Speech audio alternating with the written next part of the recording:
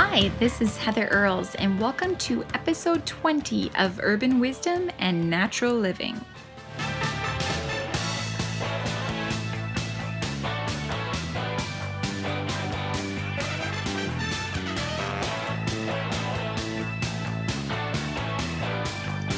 Hey everyone, Heather Earles here. Thanks for coming on today's episode. This week, like every week, I'll be talking about natural living and healthy tips that will get you to rethink how you live and what products or habits you can easily change to better your life. So let's get started. So today's topic, we're going to be talking about the top 5 cancer-fighting foods.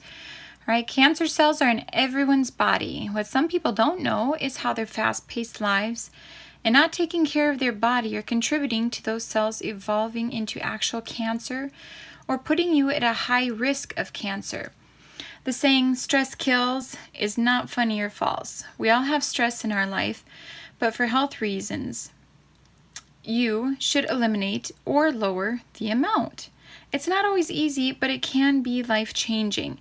I'm not going to talk about how to eliminate stress in your life in this podcast because I've already kind of talked about it before. You can also go to my blog, heatherearles.com/stress, and read about it in depth, okay?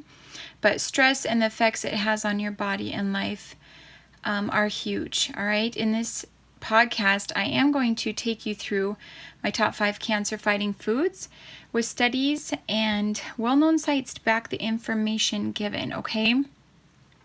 So what is cancer? Here's one definition that was given by WebMD. Cancer, also called malignancy, is an abnormal growth of cells. There are more than 100 types of cancer, including breast cancer, skin cancer, lung cancer, colon cancer, prostate cancer, and lymphoma. Symptoms vary depending on the type. Cancer treatment may include chemotherapy, radiation, and/or surgery. I would also like to include in the treatments eating healthy and natural herbals, which the Cancer Treatments of America uses and recommends.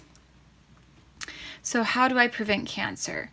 Besides eating healthy, which we'll talk about in a minute, avoiding certain foods, exercising, and keeping toxins out of your body are the very best of ways to do that. Genetics are sometimes involved with cancer, but keeping your body healthy can help prevent or delay even those genes.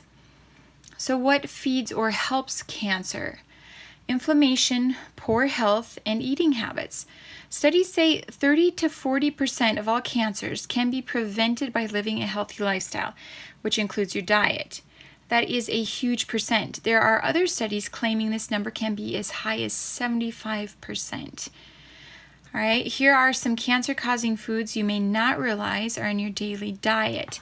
Some you're going to recognize. Okay, number 1, sugar. It could take all day to explain why and how bad sugar is for you. It actually feeds and helps cancer cells grow while doing nothing for your body. This includes high fructose corn syrup. There are studies after studies showing the extreme results when people overuse or add extra sugar to their diet. All right, that's kind of half the problem with our society and health issues kind of can come back to sugar. Okay, one you might not have thought of is fried and burned foods. This is our number 2, okay, for foods to avoid. When starchy foods are cooked above 250 degrees, a toxin chemical called acrylamide can be present. I'm going to give you just a little snippet from Wikipedia. If you want to look it up more, you can go to my blog or just type in acrylamide and you can do your own research, but here's just a short snippet. Okay, acrylamide is a chemical compound with a chemical that's white, odorless, crystalline solid, which is soluble in water, ethanol, ether, and chloroform. Acrylamide decomposes in the presence of acids, bases, oxidizing agents, iron, and iron salts. It decomposes non-thermally to form ammonia, and thermal decomposition produces carbon monoxide, carbon dioxide, and oxides of nitrogen. Okay, so that's a brief one. And again, that's fried or burnt foods cooked higher than 250 degrees. So 3 is processed foods. Whenever you buy something from the store, including meat that's been processed, you really have no idea what's in it. For one, there are fillers, additives, nitrates, and other ingredients that come from sprays, petroleum products, and unhealthy dyes. To avoid these products, find out where your food comes from. Buy from farmers markets, local health food stores, and for meat, find someone who will sell you half a beef, a pig, or buy poultry that's organic and free range. A lot of places have community gardens. Almost everybody knows somebody that either has a garden or is aware of where they can buy local produce. So again, other options include reading your labels too, raising your own meat, growing your own garden, and making more homemade meals. That way you kind of know what ingredients you're putting into them. So now here's my top 5 cancer fighting foods. Number 1, leafy greens. It's no surprise, leafy green vegetables of all kinds are high in minerals, vitamins, enzymes, and antioxidants. With the studies saying how important a healthy diet is, you can see why feeding your body these nutrients help prevent cancer cell growth. They are also low in fat, low in calories, and sodium. A few of them, like kale, collard greens, spinach, they have the high antioxidants are known to combat cancer. Number 2 is berries. Berries hold some of the highest amounts of antioxidants you can find in food. This helps support your immunity and, as stated before, helps prevent cancer cells from forming and or breaks them down. So it doesn't just prevent, but it helps get rid of them, okay? Strawberries, aronia berries, blueberries, raspberries, crandall currants, which are my favorites, and cherries are just a few you should add to your daily diet. Besides eating them fresh, organic, okay? It's kind of pointless to buy them if they are covered in chemicals and sprays. So when you buy them organic or fresh, or again, know your source, where they're coming from at least. I even take them and freeze them and then use them in smoothies later. So number 3 is fresh herbs and spices. So turmeric, as you know, is my favorite spice. It's also at the top of the charts for killing and breaking down tumors and cancer cells. This is one spice the experts cannot disagree with, which is why they use it in their treatments. Besides a cancer fighter, it helps with cleansing, detoxing major organs, and keeps your immunity at its highest. Okay, turmeric it's gold, all right? Adults should take 1 teaspoon daily with black pepper added to help the spice absorb into your capillaries. Use it in cooking, smoothies, or in warm milk. When you put it in smoothies for kids, they can't taste it, and that's what I do with mine. So green tea, parsley, raw garlic, ginger, and rosemary are just a few more of many fresh herbs and spices that you can use, okay? Number 4 is meats. Our bodies need protein and vitamins only red meat can provide, one being vitamin B12. Not just any meat, but organic meat. I'm going to keep coming back to this. You have to know where your food is coming from, okay? There is a huge difference between organic or grass-fed beef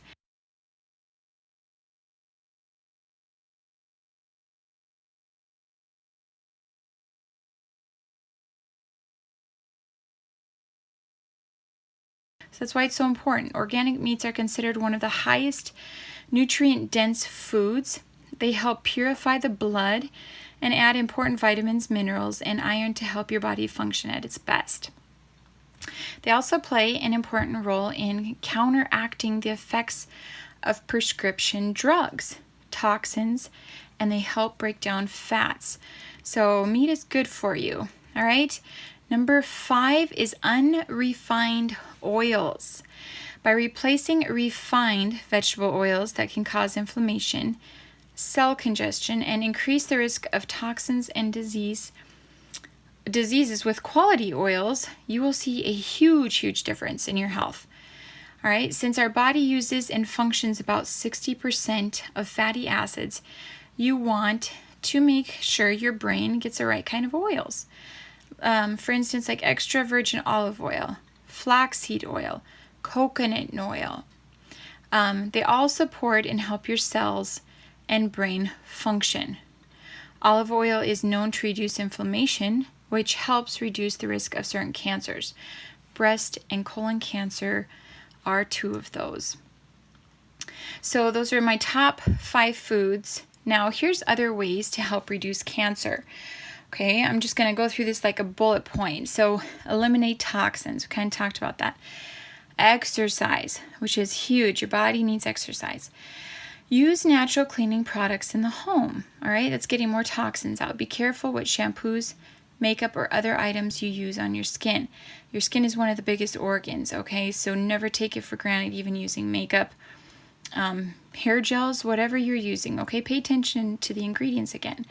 Okay, use glass instead of plastic whenever possible. Reduce the number of medications you use, opting for a more holistic approach, because medication changes the chemistry in your body, and sometimes you cannot get that back.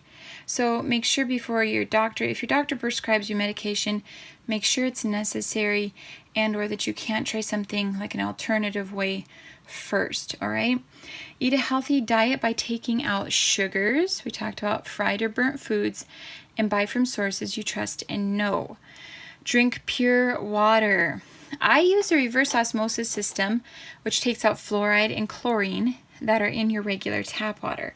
The purer your water, the fewer toxins your body will receive.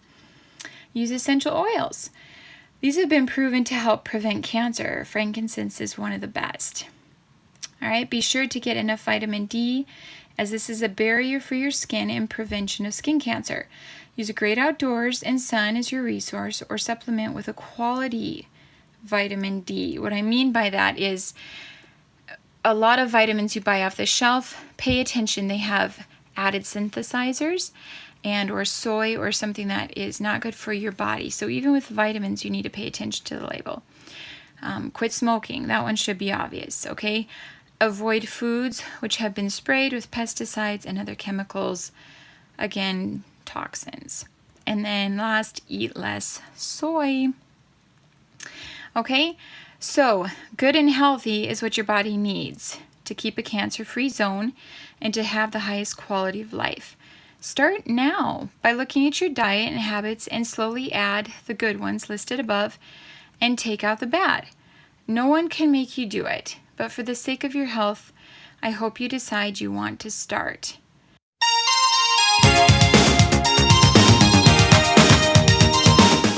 Thanks for listening to today's episode of Urban Wisdom and Natural Living. Tune in next week where I'll broadcast live every Monday morning at 8 a.m. If you miss it live, hold those tears and head on over to my blog, which is heatherearles.com. That's Heather, EARLES.com.